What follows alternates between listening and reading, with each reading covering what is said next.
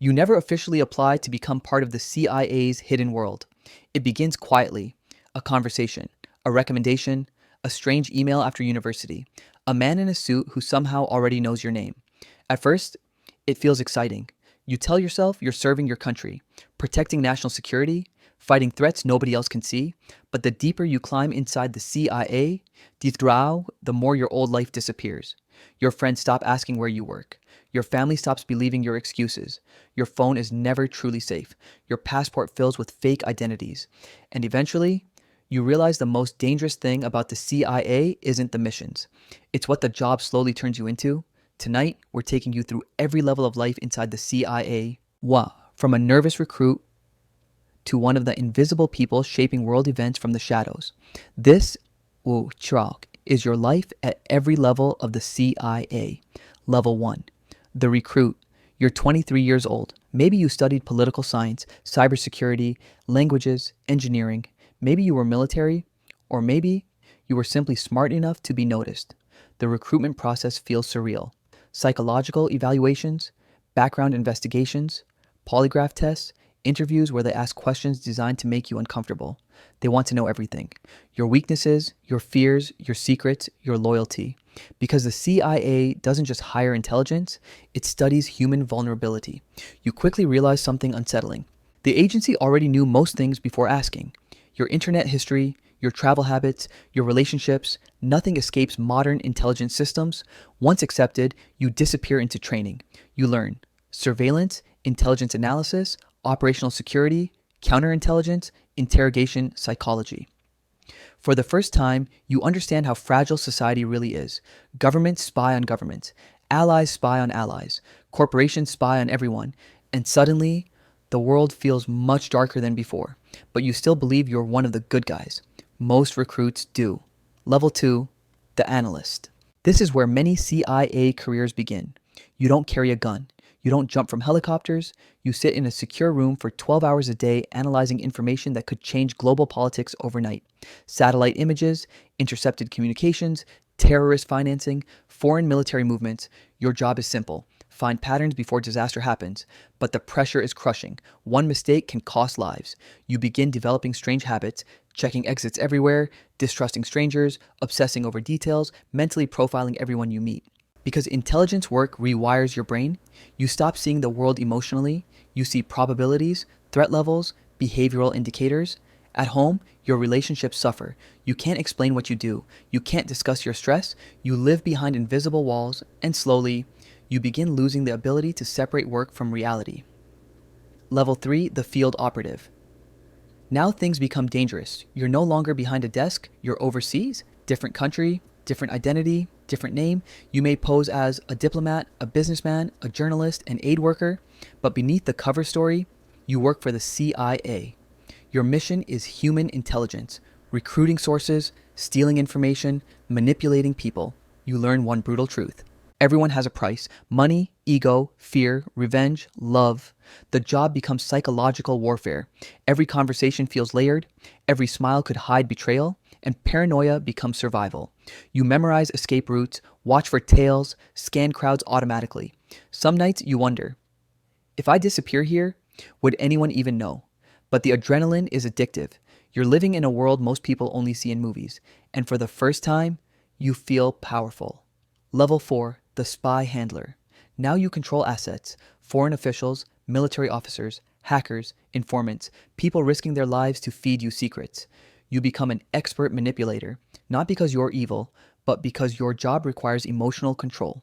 You learn how to gain trust, exploit insecurity, build dependency, create loyalty. Sometimes you genuinely care about your sources. Sometimes you don't. But one rule always remains: the mission comes first. Then one day, an asset gets caught, maybe tortured, maybe executed, maybe simply erased, and you realize something horrifying. The intelligence world is disposable, including you. The CIA will protect national interests before protecting individuals. Always. That realization changes you forever. Level 5, the special activities world. This is where the shadows become lethal: paramilitary operations, black missions, covert action. Officially, your government may deny everything. Unofficially, You're shaping geopolitics through invisible wars. Some officers at this level work beside elite military units. Others coordinate operations nobody will ever publicly acknowledge.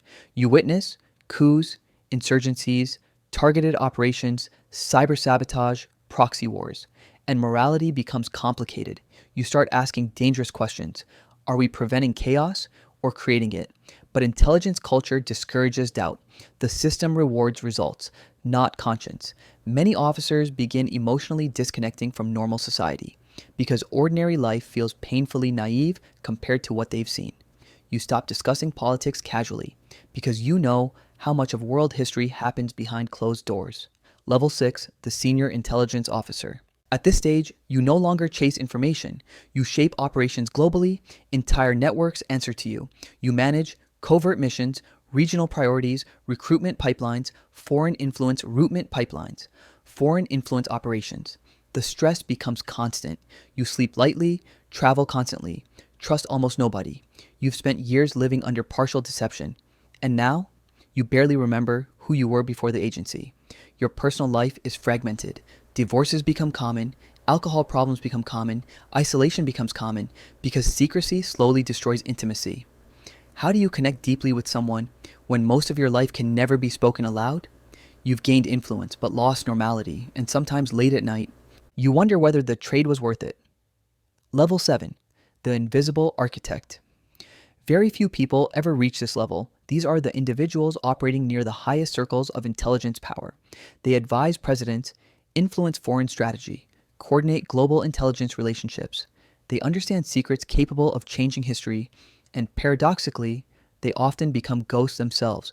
No public fame, no recognition, no visible legacy, just classified operations buried inside locked archives.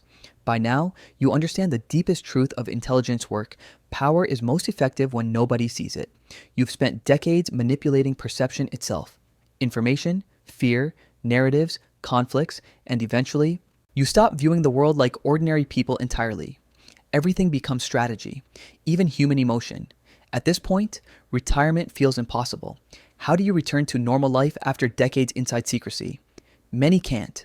Some become professors, consultants, defense advisors, but psychologically, part of them never leaves the intelligence world because once you spend years seeing hidden systems, you can never fully unsee them. Movies make the CIA look glamorous, but real intelligence work often creates chronic paranoia, emotional isolation, anxiety, burnout, identity fragmentation. Living under deception changes the human mind, especially over decades. Many intelligence officers become excellent observers, but terrible at vulnerability, because vulnerability becomes dangerous in their world. Trust becomes conditional, relationships become tactical, even silence becomes a habit. And perhaps that's the darkest part of life inside intelligence agencies. Not the danger, not the secrecy, but the gradual erosion of your authentic self. At the beginning, joining the CIA felt heroic, a chance to protect your country, to serve something larger than yourself. And maybe that part was real, but as you climbed higher through the levels, you entered a world built on secrets, manipulation, and invisible power. A world where truth is flexible, where trust is rare, where identities are temporary, and eventually, you realize intelligence work changes people permanently, because when your entire career revolves around hidden motives, you begin seeing hidden motives everywhere, even in ordinary life. The CIA operates in the shadows, but the greatest shadow it creates may be inside the people who serve it. So the next time you hear about espionage, remember, behind every classified operation is a human being slowly disappearing into secrecy. And the higher they rise, the less of themselves remains. If you enjoyed this deep dive into the hidden psychology of intelligence life, subscribe to Curio Mind for more immersive storytelling documentaries. And tell us in the comments, which level of the CIA do you think would break you first?